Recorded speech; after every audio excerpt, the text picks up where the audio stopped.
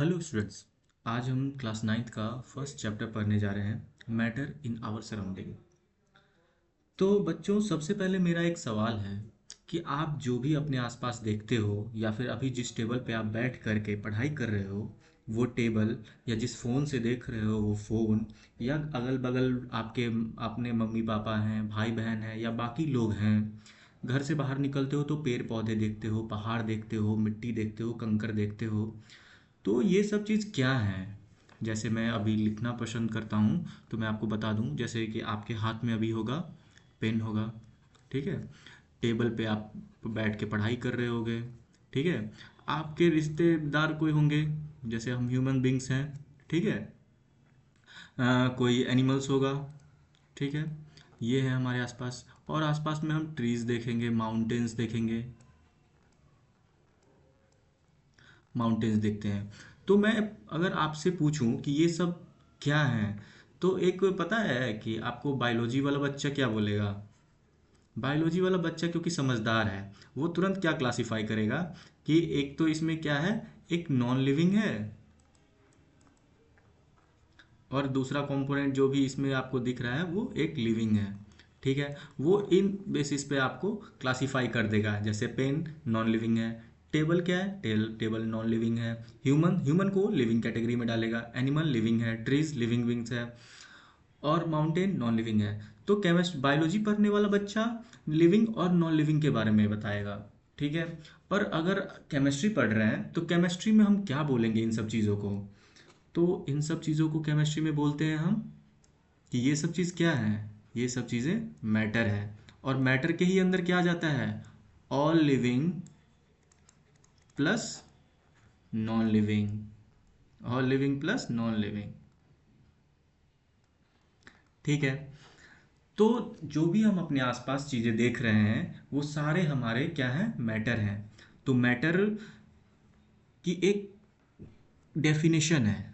वो डेफिनेशन क्या है कि जिसको हम मैटर कह सकते हैं उसकी क्या डेफिनेशन होती है? तो जिसके पास मास हो, और क्या हो, जिसके पास वॉल्यूम हो। मास से हम क्या समझते हैं कि जिसको हम वेट कर सकते हैं, मेजर कर सकते हैं। वेट मतलब वेट इंतजार वाला वेट नहीं, जिसको हम वे कर सकते हैं, वे बोलना चाहिए, वेट मैंने बोल दिया, वे कर सकते हैं। और जो स्पेस ऑक्यूपाई करता है, वॉल्यूम को हम ऐसे समझ सकते हैं। जैसे कि स्पेस ऑक्यूपाई करने का मतलब क्या हो गया कि जैसे एक चेयर है, ठीक है, ये एक चेयर है।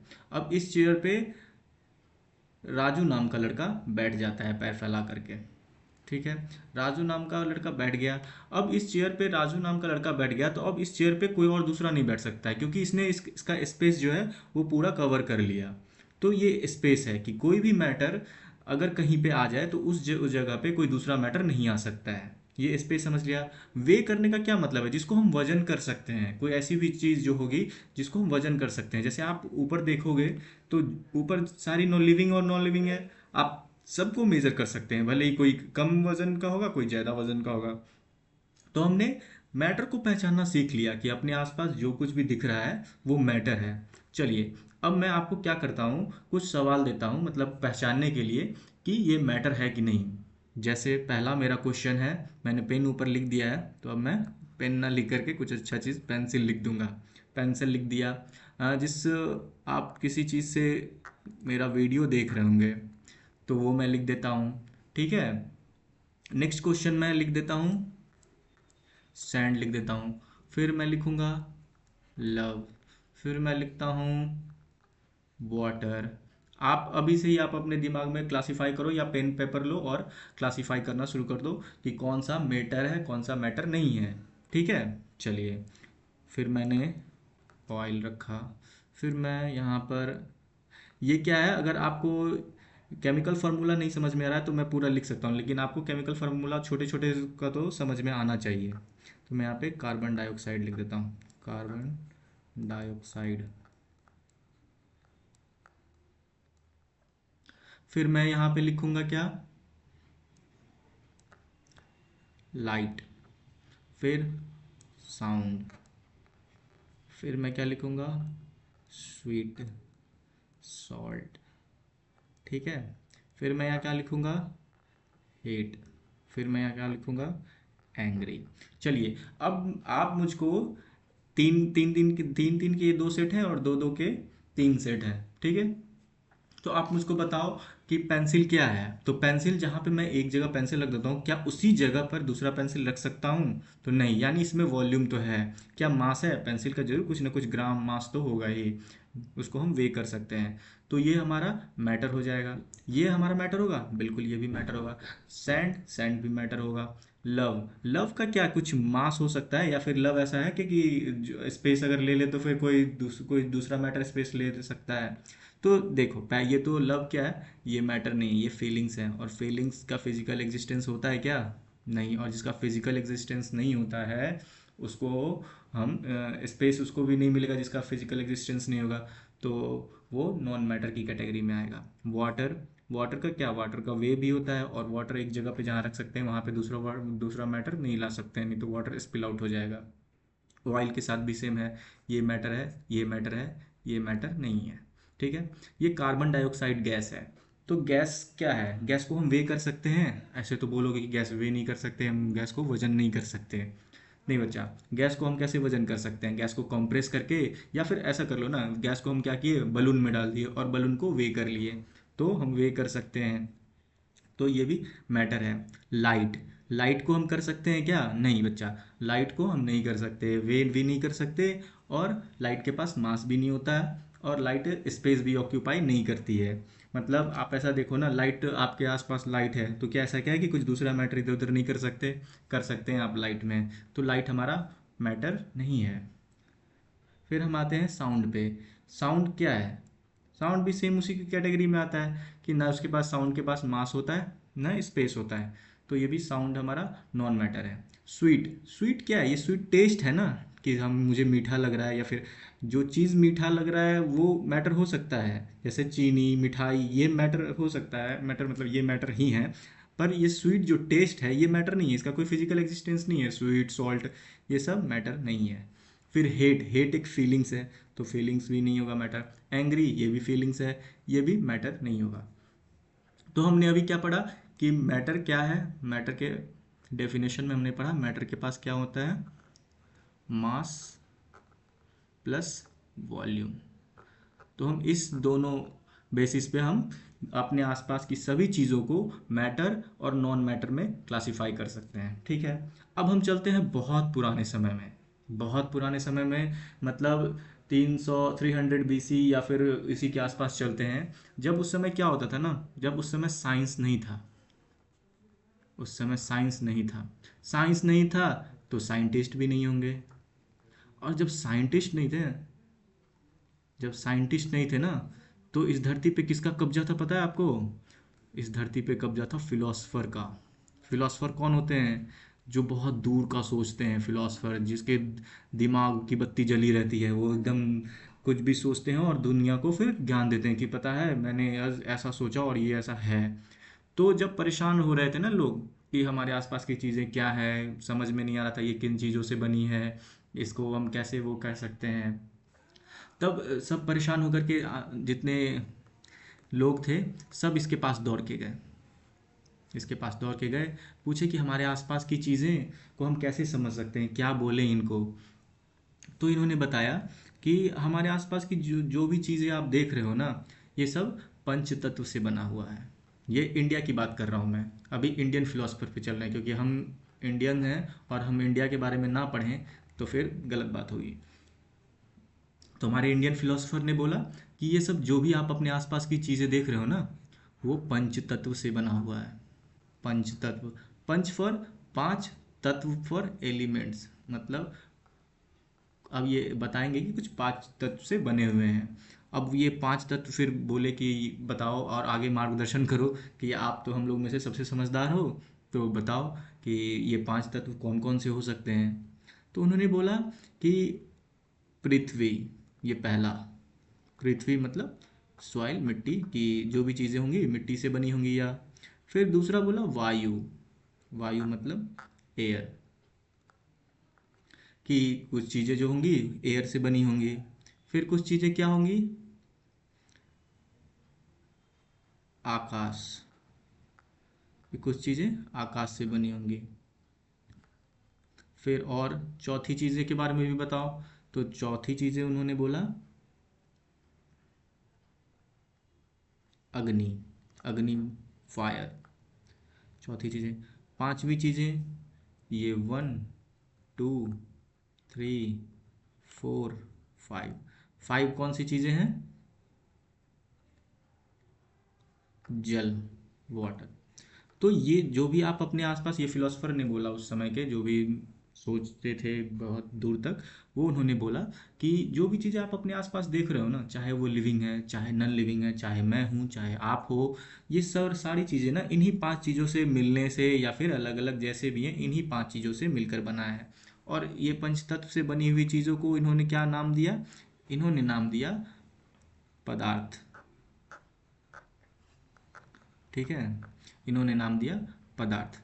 तो काफ़ी सालों तक ऐसे ही चलती रही। फिर 1500 1600 इस 1500 सेंचुरी या 16th century, 15th 16th century में फिर साइंस आया। साइंस आया तो फिर मतलब साइंस आया, लोगों ने वो क्या करना है, लॉजिक ढूंढने लगे हर चीज़ के पीछे। फिलोसफर लोगों की बात नहीं मानते थे, वो हर समय तुरंत क्वेश्चन कर देते थे कि इसका प्रूफ क्या है। तो साइंटिस्ट सबसे पहले ये इसको सॉल्व करने आए। उसके बाद फिर साइंटिस्ट लोग आने लग गए। वो क्या करते थे? एक्सपेरिमेंट करते थे, सही चीज़ का पता करते थे। तो साइंटिस्ट आए। तो साइंटिस्ट ने इनकी बताई हुई फिलॉसफी को सुना कि ऐसे पंचतत्व से किसी पदार्थ का निर्माण होता है। तो उन्होंने बोला कि नहीं, ऐसा नहीं है कि इन सब चीज़ों से ऐसा बनता है। और इन्हीं पदार्थ का नाम उन्होंने मैटर बोला। ठीक है। तो अब उस समय के बाद से सारी चीज़ें मैटर के नाम से चलने लगी, और सारा कंट्रोल साइंस से होने लग गया, यानी साइंटिस्ट से होने लगा।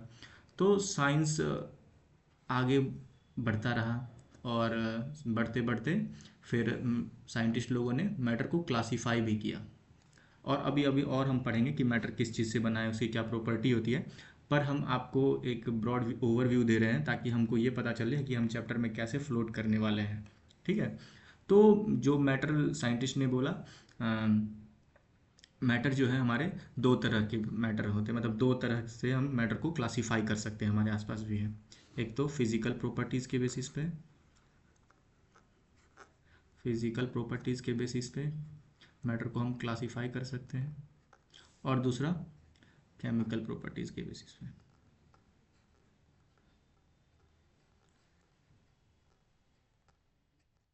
ठीक है।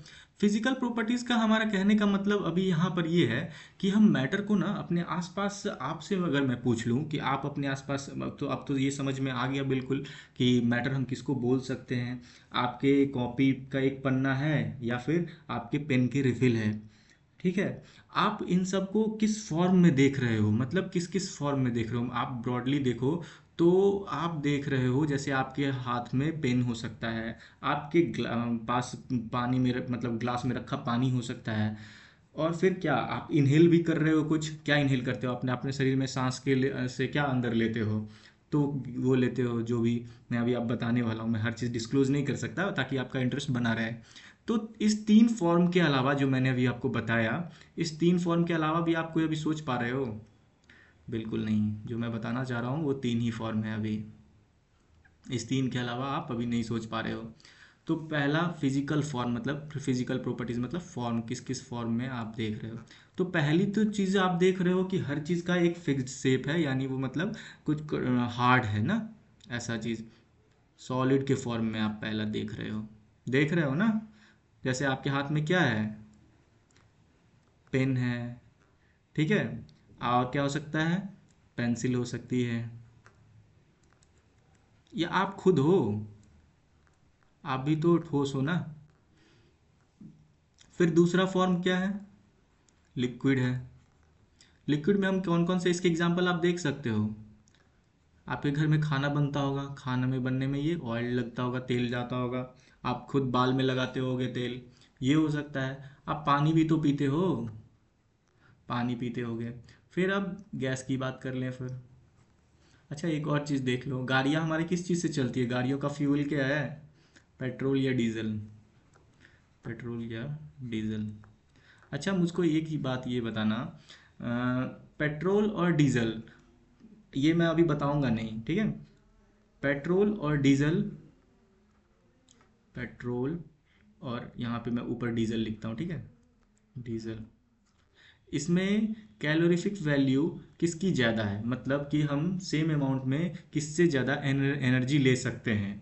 और पेट्रोल कब कहाँ यूज़ करते हैं, जैसे आप अपने आसपास गाड़ी देखते होंगे, तो कौन सी गाड़ी पेट्रोल यूज़ कर रही है, कौन सी गाड़ी डीजल यूज़ कर रही है, एक कुछ जनरल टर्म में बताना। अगर बनाना चाहेंगे तो स्पेसिफिक दोनों के बना सकते हैं ना, कि पेट्रोल से चले या डीजल से चले, पर एक जनरल है कि इस तरह की गाड़ियाँ को पेट्रोल से चलाते हैं, इस तरह की गाड़ियाँ को और डीजल से चलाते हैं, और किसकी एफिशिएंसी ज़्यादा है, ये दो चीज़ आप मेरे को बताना, ठीक है।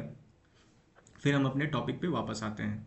फिर देखो, मैटर आप फिर कहाँ, ये हो गया ऑक्सीजन, कार्बन डाइऑक्साइड, नाइट्रोजन, हमारे एटमॉस्फेयर में क्या क्या है, ये सब चीज़ें हैं। अब मुझे कोई ये बताओ, अब मैंने ऑक्सीजन, नाइट्रोजन और कार्बन डाइऑक्साइड लिखा है, तो ज़रूर मैं पूछूंगा कि हमारे एटमॉस्फेयर में किसकी परसेंटेज कितनी है। आप आपका ये होमवर्क समझ लो, या फिर आपको मुझको बताना है, ठीक है। सबसे ज़्यादा मैं बता देता हूँ, सबसे ज़्यादा नाइट्रोजन होगा, उसके बाद ऑक्सीजन होगा, उसके बाद कार्बन डाइऑक्साइड होगा, और इसकी परसेंटेज आपको मुझको बतानी है, ठीक है। तो आप जितने भी अपने आसपास मैटर देख रहे हो, ठीक है, उसमें आप ये तीनों फॉर्म मेनली देख रहे हो। इस तीनों के अलावा अब अगर आप कुछ देख रहे हो तो प्लीज़ मुझको भी इन्फॉर्म करना, और इन्फॉर्म करोगे अगर तो फिर बताना, मैं आने वाले बच्चों को बताऊंगा। हालांकि अलग में होते हैं, दो स्टेट और होते हैं, पर हमारे सिलेबस में नहीं है, और बिल्कुल भी नहीं जानने की ज़रूरत है फिर इस स्टेज में, ठीक है। तो हमारा फिजिकल प्रॉपर्टीज़ हो गया, मैटर को हमने फिजिकल प्रॉपर्टीज़ में क्लासीफाई कर लिया। अब हम आ रहे हैं मैटर को केमिकल प्रॉपर्टीज़ के बेसिस पे क्लासीफाई करने, ठीक है। इतना मैं जब तक जहाँ तक पढ़ाया उतना तक आपको समझ में आ रहा है। केमिकल प्रॉपर्टीज़ के बेसिस पे हम कह सकते हैं कि केमिकल प्रॉपर्टीज़ मतलब कि कोई सब्सटेंस या तो प्योर होगा एकदम, उसमें किसी भी चीज़ की, दूसरे चीज़ की मिलावट नहीं होगी, वो एकदम प्योर होगा। प्योर सब्सटेंस या तो वो प्योर मैटर होगा, या फिर मिक्सचर वाला मैटर होगा, मिक्सचर वाला मैटर होगा। प्योर मैटर को भी हम दो भाग में बांटेंगे, यानी आगे इसकी फर्दर क्लासिफिकेशन करेंगे। फिर कौन कौन से प्योर में फिर आ जाएंगे, हमारे एलिमेंट्स आएंगे, आगे हम सब बताने वाले हैं। उसके बाद कंपाउंड्स आएंगे,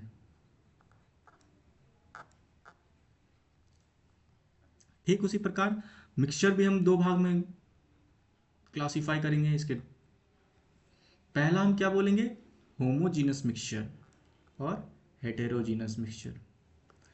तो मेरे ये बताने का, ये चार्ट बनाने का यही मतलब था कि हम फिजिकल प्रॉपर्टी ना, ये हमारा फर्स्ट चैप्टर है, ये हम फर्स्ट चैप्टर डेडिकेटेड है हमारा इस फिजिकल प्रॉपर्टीज़ पे, और हम इस चैप्टर में सिर्फ सॉलिड, लिक्विड और गैस की बातें करने वाले हैं।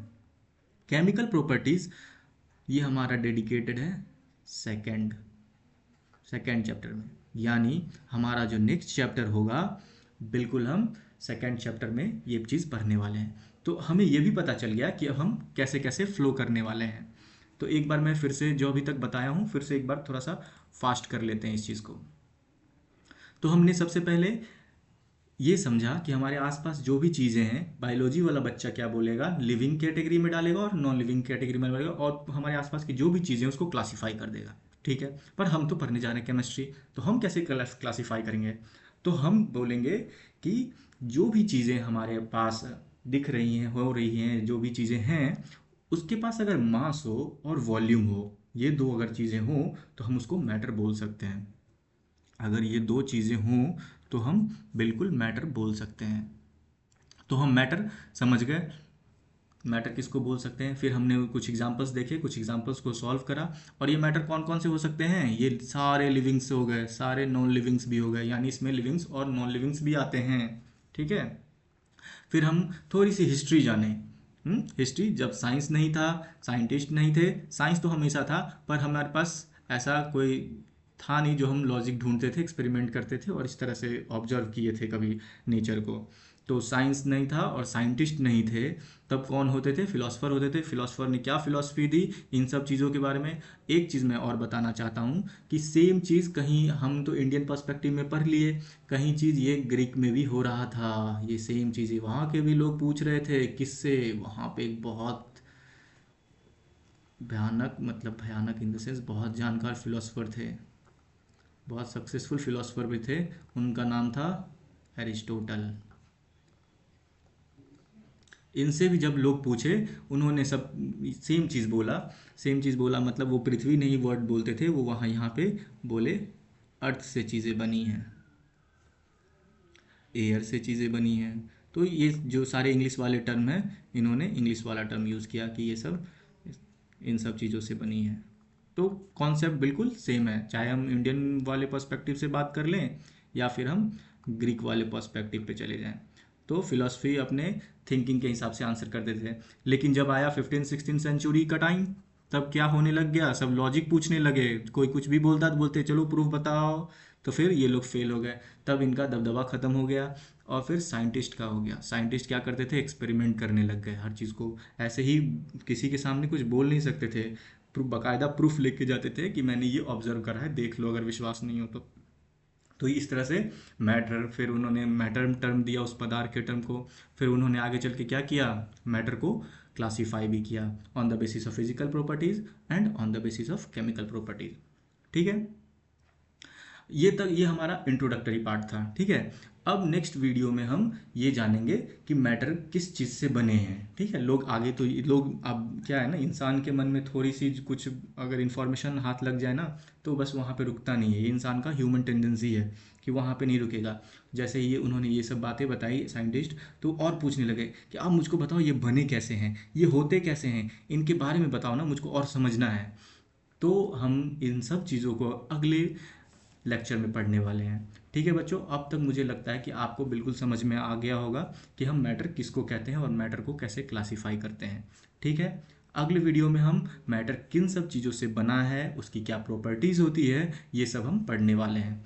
थैंक यू बच्चों, ध्यान से सुनने के लिए, और हमको और आगे देखते रहिएगा।